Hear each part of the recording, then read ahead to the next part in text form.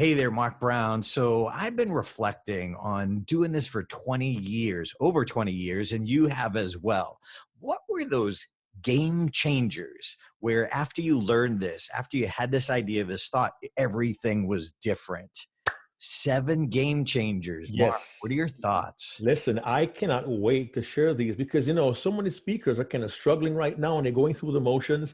And I'll not forget something you said to me. You Hmm. said that I could see in 2 minutes what you couldn't see after 7 years. And we'll reveal today some of those game changers for me and for you that have helped us to be unforgettable. Let's do this, man. We hope they make you unforgettable. Unforgettable as well. Anyone can give a presentation. Few deliver unforgettable presentations. What's the difference? You're about to find out. Welcome to the Unforgettable Presentations Podcasts with your hosts, world champion speakers and coaches Mark Brown. Your life tells a story, and there's someone out there who needs to hear it. And Darren LaCroix. Stage time, stage time, stage time. Ready for some powerful presentation ahas? Let's dive right in.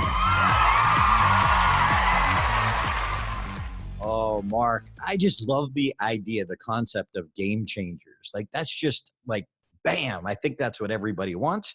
And I had no idea how many game changers I've had along those 20 years. How about you? Well, for me, it's been almost 25, and you're right. Every time you invest yourself into building yourself, you're going to find that there are game changers that can really transform how you perform. And the thing is, the funniest thing for me is there have been times I've been employing these game changers, not learning at the time how important they were, but in reflection, I realized, oh my goodness, this really did change my game. And I know, Darren, a few of those have fallen into your lap as well. Let's talk about some of these. What's the first really major game changer you want to share today? Yeah, I mean, you and I know that we all start off, and a lot of us want to be Tony Robbins. We Oh yeah. Zig Ziglar. That's one of the reasons we get into this, which I get, I understand. So everyone starts kind of in that same vein, if you will. But for me, one of the biggest game changers was you've got to live it first. You have to speak from your own experience. And a lot of people don't get that. They don't understand that. And just like me, when I started out, a lot of people, they're so blown away by a concept they hear from Tony Robbins, and then they want to tell the world because of how it affected them. And I think sometimes it's not bad. It's how we get started. A lot of comedians in the comedy world, I see that too, that they steal other people's material and don't even realize it's wrong. Number one, somebody took time and effort to make it so good that you wanted to steal it. But at the same time, it's just not you. Here's this.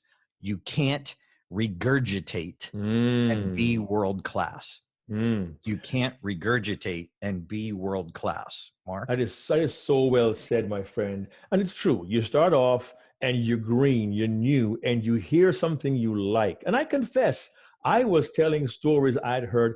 I was telling jokes I'd heard. And I may have told you before that one day I went to a conference in Texas, man. I was the opening keynote speaker. I was new at this, and it was great. And I had this really cool joke I wanted to tell. I told a joke, and it landed fairly well. I'm like, yes, this is good. I'm in the zone. Well, lunchtime comes along, and there's a second speaker at lunch. And this speaker comes on stage and tells the same joke. And I realized that speaker had not been there for the opening session, and they came with the same joke, and it fell flat. And I felt like a turd because I'm like, dude, it just showed that you did not use original material. And you know what? The same thing applies to some wonderful stories we hear. Now, you and I grew up in the chicken soup era, right? And we heard these wonderful chicken soup for the soul books, and they were really good books, inspiring stories. But people would kind of tell those stories and kind of make them their own. But look, I've often said this, man. Your audience wants to hear you, yeah, but they really want to know you. And until you live it, it's really hard to authentically share it. and your life is so rich and full, man. I believe you. I agree with you. You want to live it first. When you live it, you come at it with authenticity, with genuine truth, and the audience not only hears that, the audience feels that, and the best part is your audience experiences that. Yeah, I remember in episode 22, just last week, Patricia Fripp was talking about you have to speak about what you know, not what you heard of, not what you'd like to know. And so if you're an emerging presenter just getting started or trying to figure out your way, like, don't feel bad if you've ever done it. We've all done it. If any presenter ever tells you they never did, they're probably exaggerating, fibbing, or in denial. One of those three. But if we want to grow, if we want that game changer, we've got to realize we have value. We have stories. We might need a coach to help us dig that out. That's normal. That's okay. But we've got to start speaking from our own experience. So I love reminding people, hey, if you want to be a better speaker, go fail more. Go make more mistakes. That way you can speak from that experience. That's what the audience wants from you. It's not the speech you give. It's the life you live. Love that. So if you want to give a better speech, live a better life, live more of a struggle, take some more risks, and then report back from that. But now the story is going to come from a deeper place. So your seeds are going to be planted more deeply in the hearts and the minds of your audience. Yeah, I love that. One last thought, Darren. I know in the business world, I've been told several times, hey, you got to fake it till you make it. You got to get the right car, dress the right way. You got to look the part. And that's fine. And some speakers will look the part, and they'll look the part for a long time. But after a while, the layers kind of fall off and then empty shells inside. They don't want to see that. I don't say fake it till you make it. Fail it till you make it. I just said, make the mistakes, have the experiences, keep track of them. What did I learn here? And then bring that to the table. And that makes not just your presentation, but that makes you more appealing. And chances are you will be that much more unforgettable. Yeah, that's why we see some people say in the Toastmasters world. And this, again, if you're listening to this, we're trying to help corporate presenters, professional speakers, entrepreneurs, pastors. But Mark and I come from the Toastmasters world, so sometimes we reference that because that's the world in which we grew up. And there's some people who will put 4 motivational quotes, none of them theirs, in a 7-minute speech. Yes. And again, it's... you got to start somewhere. And people say, but Darren, you used a Brian Tracy quote in your championship speech. Yes, but understand the difference, the world-class difference. I talked about how I live my life. Then I heard the Brian Tracy quote. So the Brian Tracy quote was a game changer for me. And then how I lived my life after. How my life was different because I applied that quote. It isn't just me using a quote book, trying to be profound when it's a quote that everybody else heard. You know, most other people heard the great quotes. That's why they're great. They're unforgettable, but they're unforgettable. So when the audience hears you say it, you're forgettable, or it becomes cliche. Anything to add to that one? Well, your point is very clear. It becomes cliche unless you apply how that game changer changed you. So we encourage you, live it first, and out of that experience, then share your message with authenticity, with genuineness, and that will make you unforgettable. Yeah, I want to hear how you applied the Tony Robbins story to your life, not just regurgitating it. All right, Mark, let's go to game changer number 2. This was mine. This was, for me, this is the whole reason I competed in the speech contest. But in the late 90s, I was trying to find that story that would launch my career. And I was looking, I was trying, I was looking, I was trying. And my mentor, Dave Fitzgerald, Mark, you know the story. Dave Fitzgerald looked at me and he said, Darren, stop trying to find the story that will launch your career.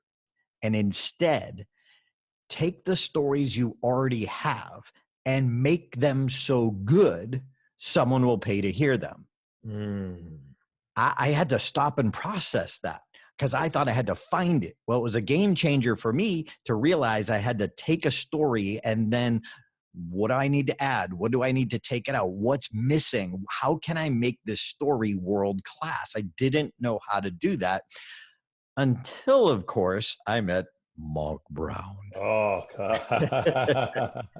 And Mark, you taught me so much about storytelling and taking the stories and making it so much more memorable, in fact, unforgettable. And I remember specifically one of the stories, and I'll let you tell what you gave me for advice, but when I handed you that first version of my world championship speech, you looked at it in 2 minutes, and in 2 minutes you could identify right away what was missing that wasn't even in my sphere of understanding or knowledge. I didn't know. So it took coming to you for you to give me the game changer. So Mark? Well, for me, the whole idea of story, it took me a while to learn this, but in stories, you need certain really key features. One is characters. And very often people will tell you stories about the characters in their speeches. They say, there's a guy, his father, his daughter, or his sister, and so on. We know kind of who the characters are. But the first thing is that for me was a game changer was putting a three-dimensional person. It's not just my Uncle Joe, but it's my Uncle Joe, who's a guy who's always late for the party.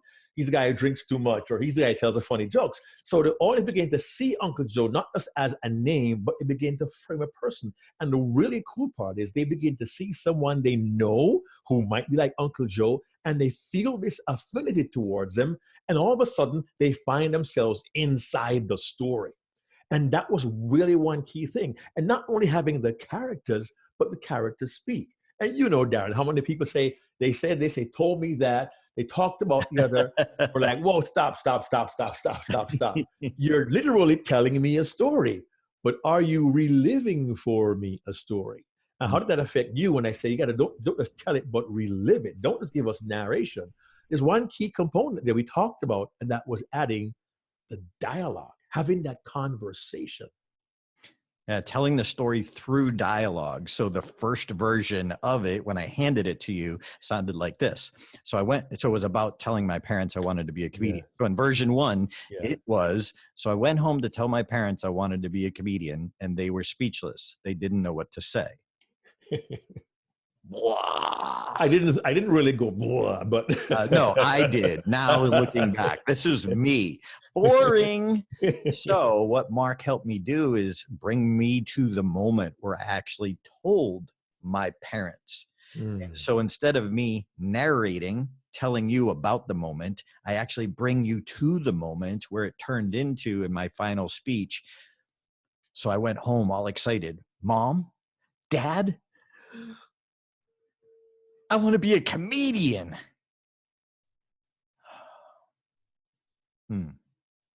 I was met by silence. Ouch.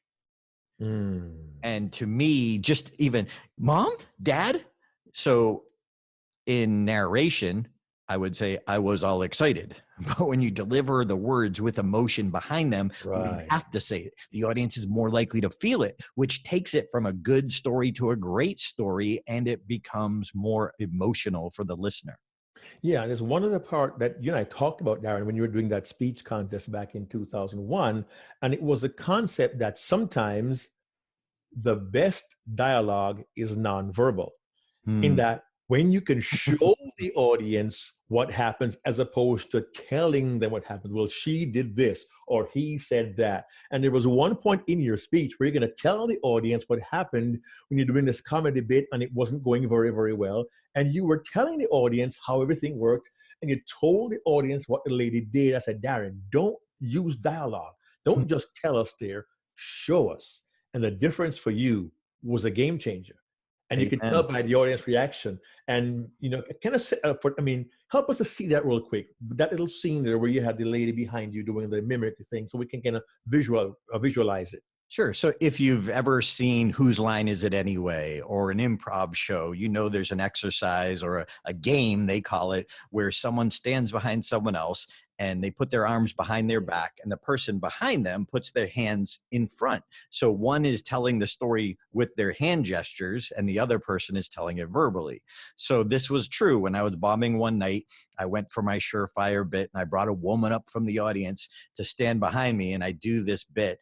And the more animated her hands are, the better the story is, the funnier it is, because the gestures seem incongruous big word for me, incongruous with what I'm doing. So at the same time, it then it makes it funny. Well, the worst thing you could do is do nothing. And I describe it as a woman stood there like an ancient statue. She didn't move. I turned her in desperation, looked over my shoulder and said, please do something with your hands. And so when I originally gave it to Mark, she covered my mouth. I told the audience that. And Mark's like, no, Darren. They'll get that. She covered your mouth when you cover your mouth. Yeah. So I needed that as well. Since I've learned this from Mark, I'm never the same. It was a game changer. I'm a better storyteller now because of what I learned from Mark. And because of my animated style, it went with me even better than most, because I have this ability and this talent that I've nurtured over 20 years to really take on the emotion of the character. It's just one of my strengths. And for me, it was a game changer. And the cool thing is, a game changer for me, Darren, first became a game changer for you. And we're hoping that we believe that these game changers that we have experienced can also be game changers for our listening audience as well, and to help you become unforgettable, because these tools have been so helpful to us. And, it's great to want to live it. It's great to be so good at the stories that you have, but sometimes you have all these stories and they get kind of mushed together and they don't really fit and they don't really create the kind of talk you want. Which brings us to game changer number 3, Darren. And you spoke about that before in one of our previous podcasts, and it's a good structure. And you have cracked the code and gotten some help, some great secrets about having a good structure that changed your game as well. Yeah, when we first get started, and I know this is in the pastor world too, tell them what you're going to tell them, tell them what you told them, which is a structure. It's a very simple, basic structure, and there's nothing wrong with that structure. It's not world class. That's the problem with it.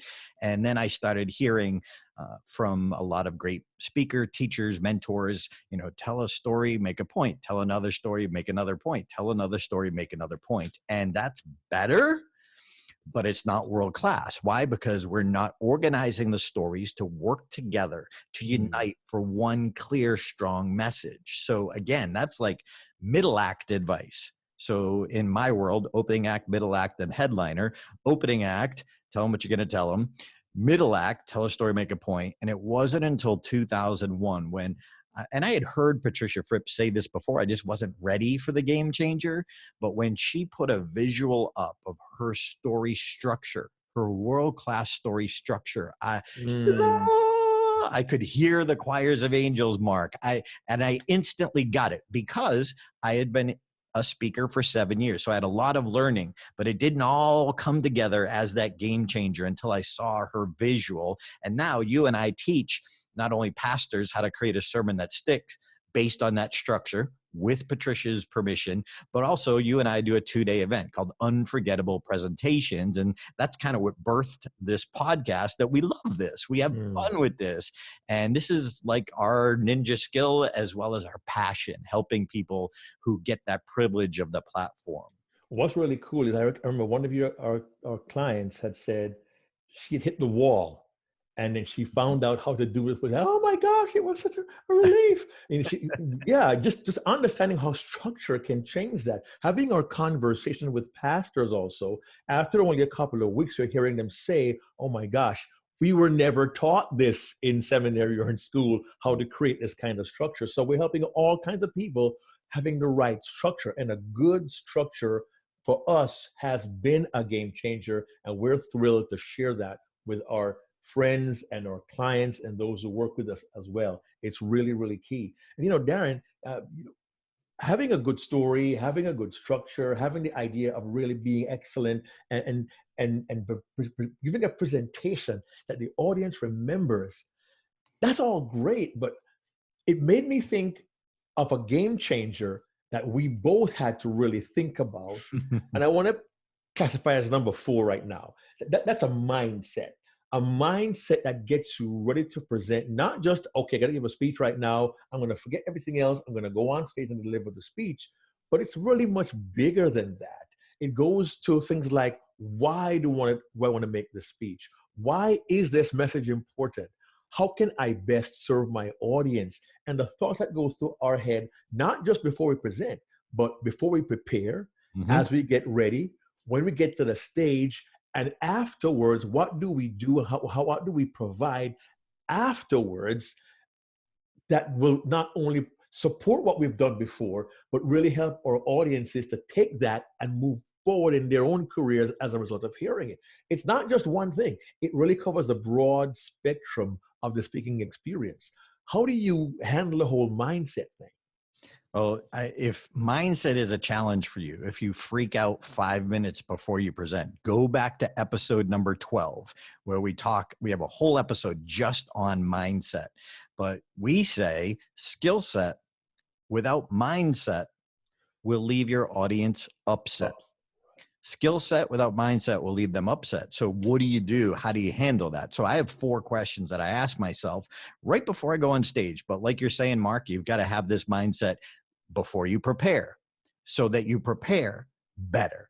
After the fact, thinking of what changes you can make for next time to make it even better. What follow-up tools or guidelines or handouts or webinars, what follow-up experiences could you give to your listeners to continue the growth, to continue the application of that presentation that you gave? So the 4 questions I ask myself is, number 1, am I present?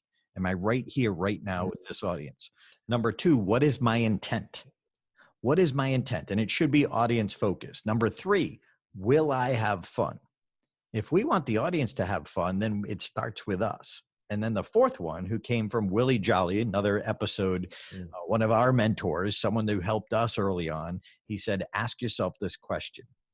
How would I give this presentation if I knew it was my last one ever?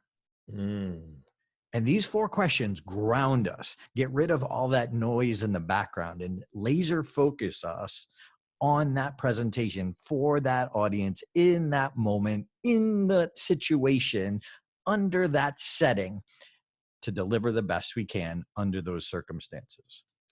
You know, Darren, what's really cool is that last one that Willie gave you. If you recall, when you and I got together for your contest speech, I gave you a little bit of a challenge. I said, find a child in your life.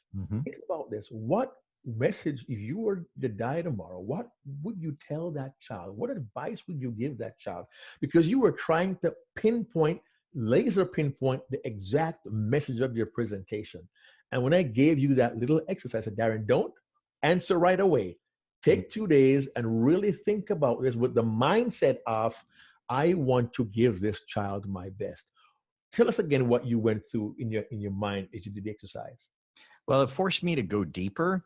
It forced me to just write down the cliche idea that everyone else did, but they were lessons that I learned, but they weren't necessarily the most important lesson, the passion, the one that's connected to my own why. So it was good to write them down just to get them out. But when you said you got to only pick one, that's when I looked through the 3.5 pages and I came to, if I could only give my nephew this message, it would be that you can get whatever you want if you're willing to fail. And so that became the working title of Ouch, now known as Ouch Speech. But it was because of your question and because of my mindset that I want to do this right. I don't want any regrets. So it forced me to go deeper. And it's not easy. But once you find that message, once you get clear on that, you come from a deeper place. You don't worry, oh, I have a pimple today. Who cares? Get out of that. Like, that's like, who cares? No one in the audience is going to notice the pimple unless you're boring and they don't have anything else to focus on. They should be focused on themselves and their own growth and the message they're going to get from you. The pimple is about you. Our message needs to be for them. You know, Darren, that is so true. But there's also something else. Your last line was, our message should be for them. We can't take that too lightly. Let's sit here for a second and think about this. Your message should be for them. I often tell my clients, it's okay to tell your story. Don't think you're being egotistical. It's about you, but it's for them. It's about you, but it's for them. And when your mindset is, not one of, I'm going to deliver the greatest speech in the world. I'm going to upstage Tony Robbins. I'm going to be so good they're going to remember me and forget everybody else. That's a selfish motivation. It's the wrong mindset to have.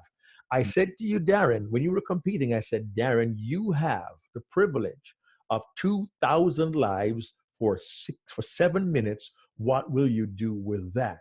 And I know whenever I stand to present, you talk to my wife, Andrea, I know it's coming. And I said to my wife, honey, what will I say to these good people? And she always says, oh, honey, you'll be fine. You're going to give them a great speech.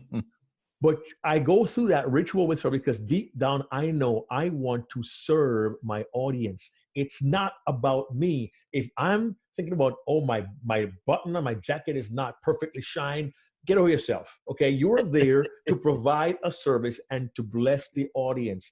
And when you do, when your mindset is upon serving your audience, your performance is different, your presentation is different, your attitude is different. And guess what? Your audience can see it and they can feel it.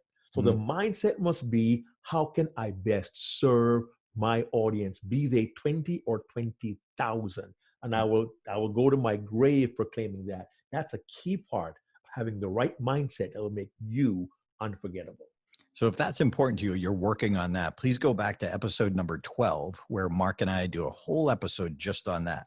All right, Mark, game changer number 5. This was one of my favorite because I didn't even know what it was. I saw it out there in the world and I resonated with it when a presenter would do this, but I didn't really have a label for it, but I just knew like, ooh, as a visual learner, this works for me in the audience. Well, sometimes we are a better teacher at the learning style that we have. So number 5, game changer number 5 for me was learning illustrations, learning and how to create them and how to deliver them in an unforgettable way. So Mark, you know, I got invited to do the opening for the Toastmasters convention before Patricia Fripp, and they wanted me to talk about open it up, that, you know, open up, be a sponge, learn, sponge, my word, not theirs, but to be open to the learning from this conference. So I have a favorite illustration that I created, which was using my 3 bowls of water and my magic trick that I got for $12 online. But it made my point sticky. And as I worked on that illustration and worked it out, I found another part of it was actually even better, that when I talked about putting your brain in an ego bag and bouncing it up and down in the water and not absorbing anything, that became the stickiest point of the illustration. And then when I did my accredited speaker speech, I used the illustration of if you could go back to the 8-year-old you, and I had 2 children's chairs on the stage and I put it on a different side and I used a little bit of music and I had this little conversation with 8-year-old Darren. Me personally, understanding and realizing the power of illustrations, that was big for me. Well, you know, I must say 2 things really here about that. One, you don't realize, Darren, I've known you almost 20 years. Is that right? Oh my goodness. And your use of illustrations is something that changed for you from my perspective as your coach. And it really has been a game changer for you. That's the first thing I want to tell you right now. You get better and better and better at it. And number 2, by being on stage with 8-year-old Darren, you've just now spoiled it for everybody else except Mike Rayburn, the hologram king. You've pretty much spoiled it for everybody else because you have become so good at finding a tool that works with your style, your personality, and it was a game changer for you. It has increased your value, your impact, and I'm saying, man, I love what you're doing now because you found something that worked for you. That's not really my strong suit, okay? But I realize when you find something that can be your game changer and you apply it, oh, it's fantastic. I use more props and illustrations. I use props that are small, like a Kleenex or a chair. I've used VCR, that's right, VCR tape as a prop, but it was very effective. Don't be afraid to use aids that support you, but don't overtake you. That could be a prop, an illustration, your visual aids, anything. Like ex-pastors often do what they call illustrated sermons, and they have people actually come on stage. They do demonstrations that are really effective in bringing forth the message. And my pastor is doing more of those every single week now. If it works for you and it can be a game changer, use it, try it, test it, fail, get better, perfect it, and let this game changer be a game changer for you as well. And I might even bring up, though, Mark, that I'm going to disagree with you. Oh, Woo! cool. Woo! Okay, here we go. Here we go. Game on. Put them up. Put them up. Put them up. Put them up. Put them up. I think your singing is an illustration in a way. Maybe it's not. Okay. Maybe you don't define it that way, but I thought it was a great illustration because you talked in your World Championship speech about Beauty and the Beast, which is a musical, which you brought to life with your illustration of you singing. So we could go back and forth whether it's an illustration or not, but it's something that works for you. I would not sing. Unless I was trying to show karaoke and how passion without talent is bad. But man, you're so funny. and if you want to focus on illustrations, if you like illustrations, if you think that might be a game changer for you, go back to episode number 13, where Vince, my pastor and our friend, that's his ninja skill set too. I think that's one of the things I like about him. And we went deep on using a concrete brick and a sledgehammer. I don't want to give that away, but check out episode 13. If illustrations is something that resonates with you, chances are whatever resonates with us personally or our style, chances are that could become, if we develop it, one of our unforgettable game changer skills. Have to agree. Now, Darren, I got to say one more thing real quick here.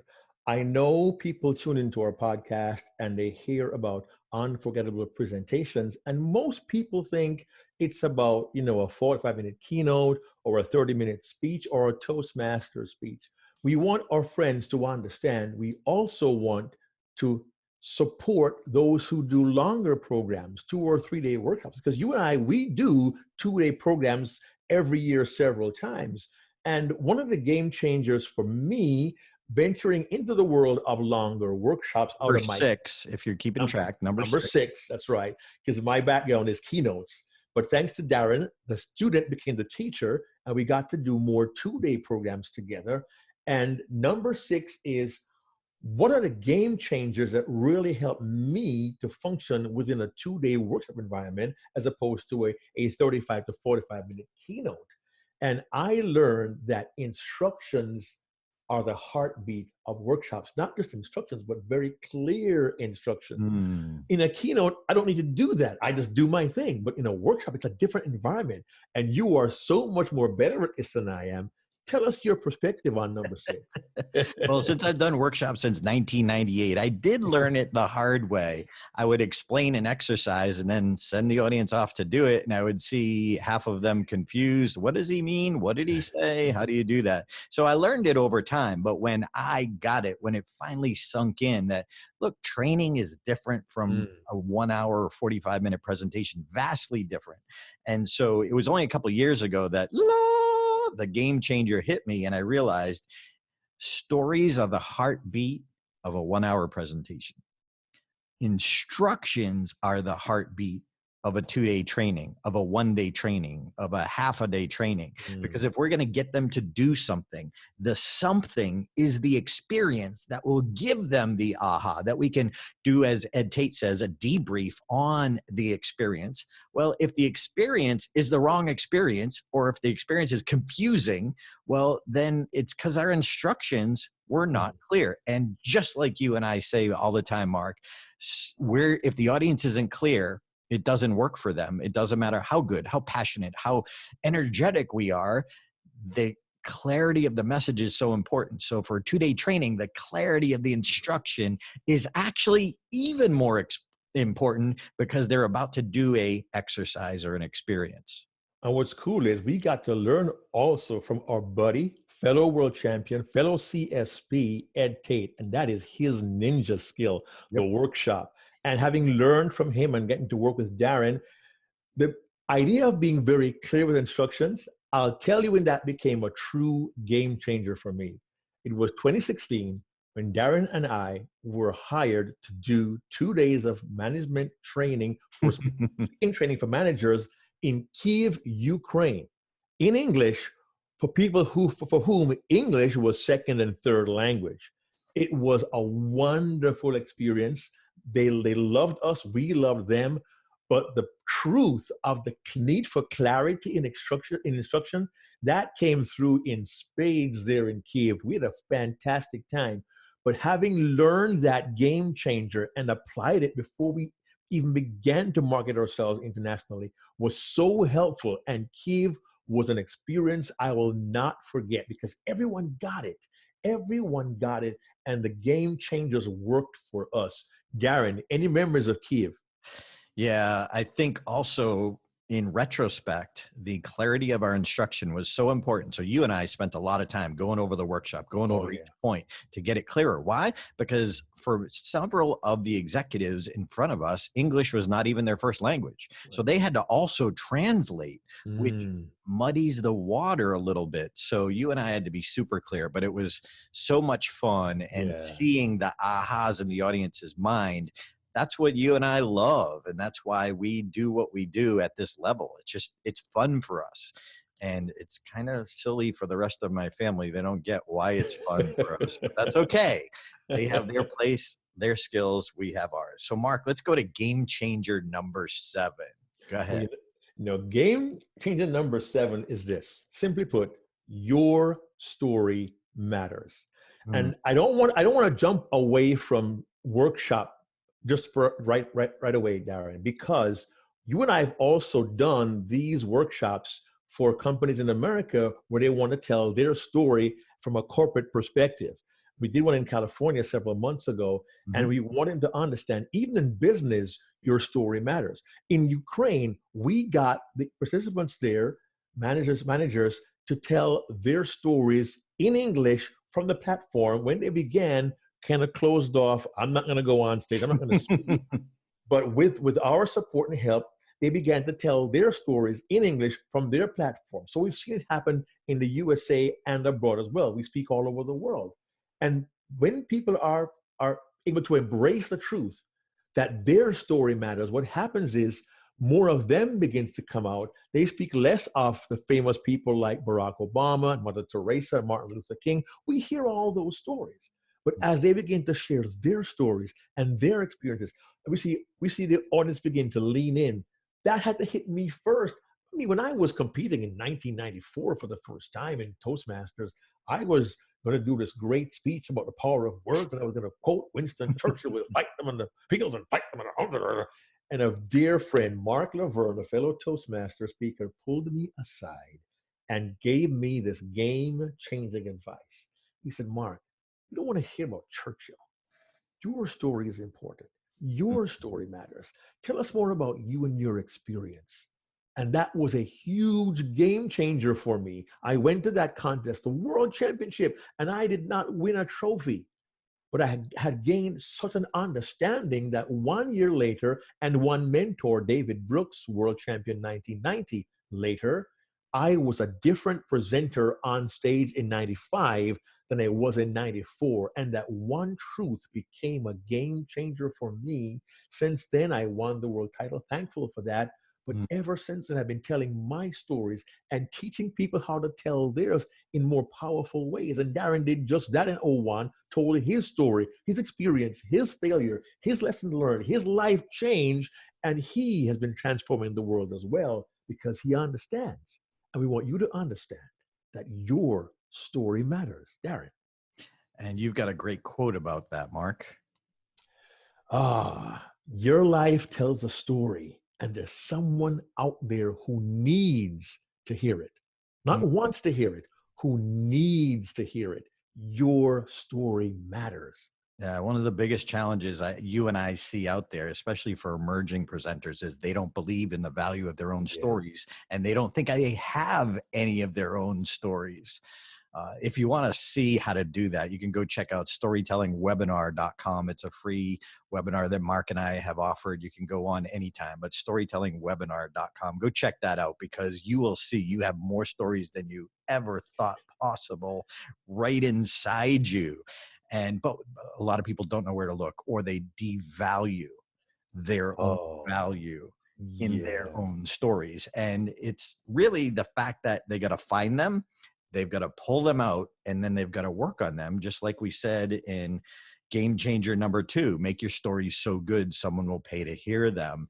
And you can't figure that out alone. You've got to find a teacher, whether it's Mark and me or somebody else. Find a world-class teacher, find a world-class coach. Stories are so important to create unforgettable presentations. And sadly, Darren, to this day, I still have people who talk to me about their speeches and their stories, and they say, but Mark, I don't have a great story, man. My life is kind of boring, I know. If you can see Darren's face, he's gritting his teeth. Darren is now shaking the fist of fury because, listen, it's not about being sensational. One of my Mark Brownisms is your story doesn't have to be sensational. It just has to be sincere. And the reason is simply this: your audience, 99% of your audience is you.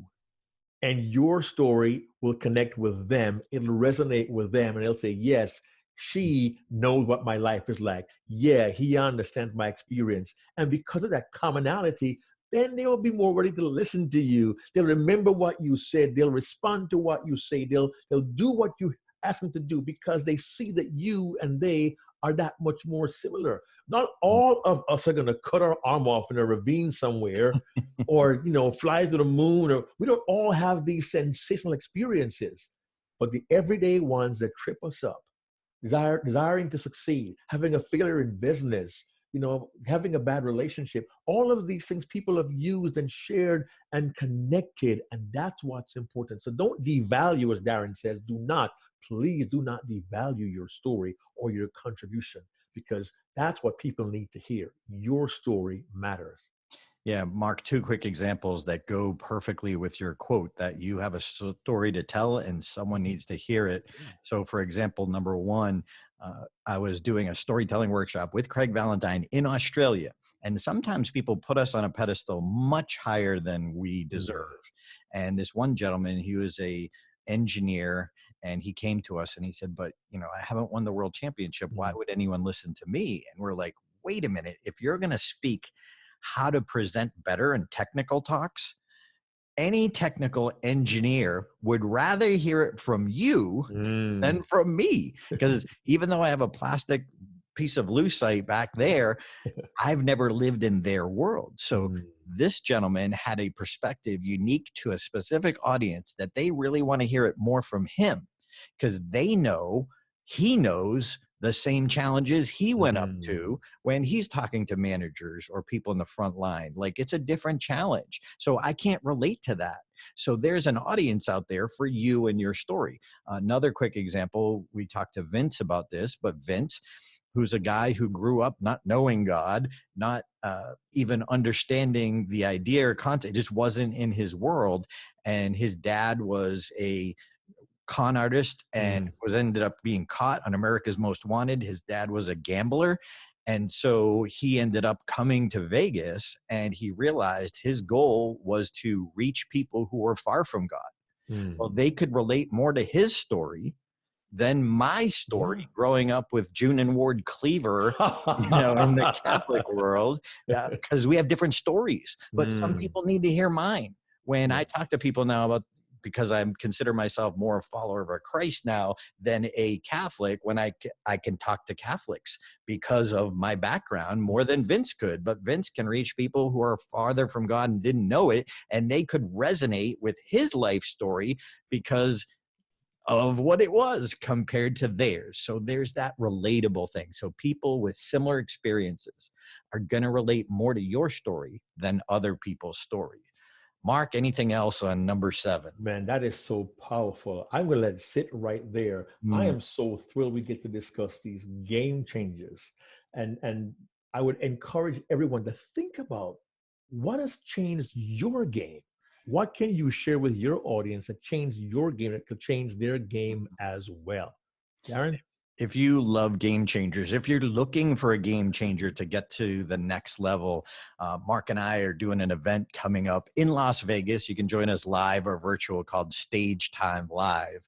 Game changers. we're bringing in 7 game-changing coaches. So Mark and me and 5 other coaches that each have their ninja skill set. Ford Sakes, Kevin Burke, Ed Tate, Jennifer Lear, Mark Eaton, who was another episode, like 7foot4.com. Check it out.